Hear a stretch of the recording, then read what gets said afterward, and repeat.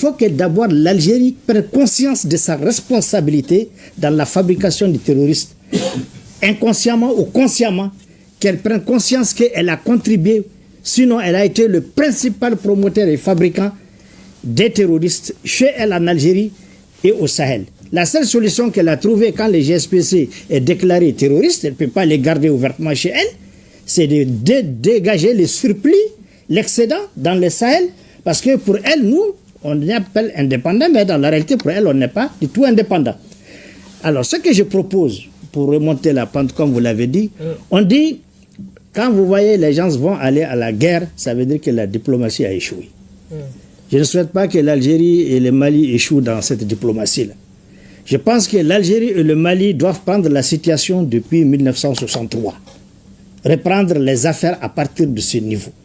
Là où Ben Bella et Modibo Keïta ont laissé la situation entre nous, qui prennent ça à ce niveau, courageusement qu'on oublie, on fait table rase de tout ce qui s'est passé et qu'on évolue maintenant parce que le contexte est favorable. Le contexte est très favorable avec l'AES, avec la prise de conscience des Africains, des Panafricains. Donc je crois sincèrement que l'Algérie et le Mali doivent faire balle à terre, qu'on exploite ce travail et ensemble nous allons sortir les terroristes de notre Sahel pour y vivre en paix au lieu de les transformer en spectacle.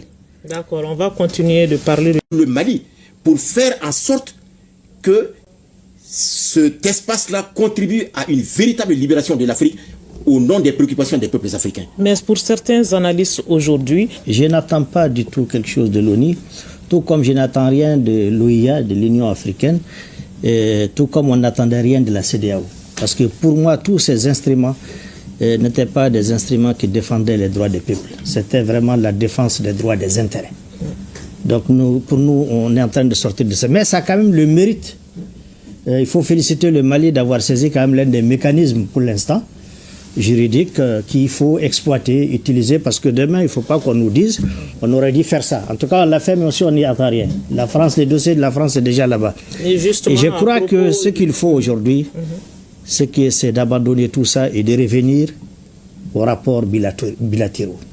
Parler d'État à État. Et faire comprendre à l'Algérie ou aux Algériens que le Mali a encore, pour la deuxième fois, passé à son indépendance et à souveraineté. Et qu'on reprenne les choses depuis Ben Bella. Tout ce qui s'est passé de Ben Bella, maintenant là, on met ça derrière.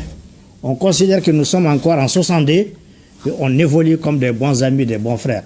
Parce que cette guerre-là, au Sahel, le terrorisme, si l'Algérie ne s'investit pas avec le Mali et l'AES pour l'enterrer, l'Algérie va être morcelée en des petits États, en des petits groupuscules, parce qu'elle est plus vulnérable que le Sahel.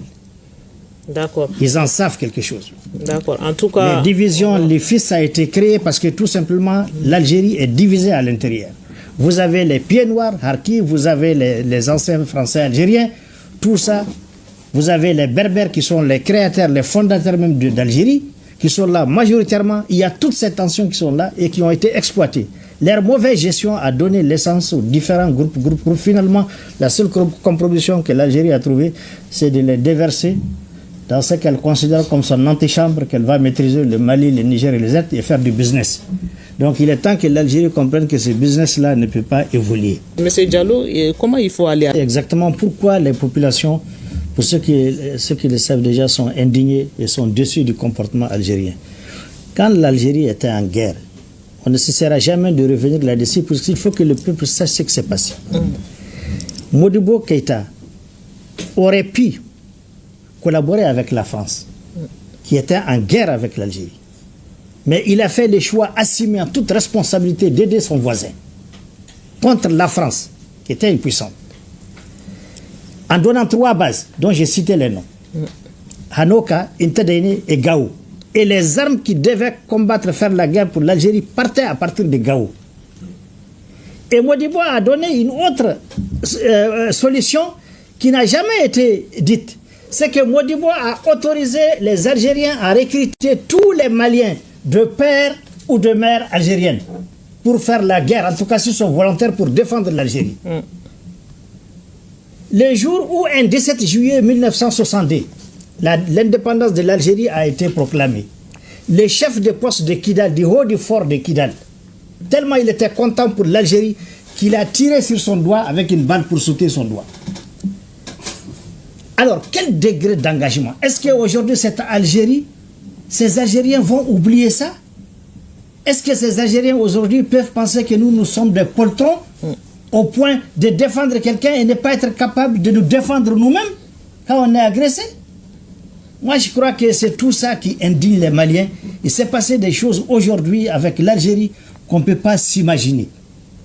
L'ennemi d'hier devient l'ami et votre meilleur ami, votre voisin pour la vie, c'est avec lui que vous devenez soudainement impatient. Ça ne s'explique pas. Et il faut continuer à l'expliquer même aux Algériens pour qu'ils comprennent. D'accord. Monsieur Diallo, votre avis par rapport à la mobilisation des Maliens aujourd'hui?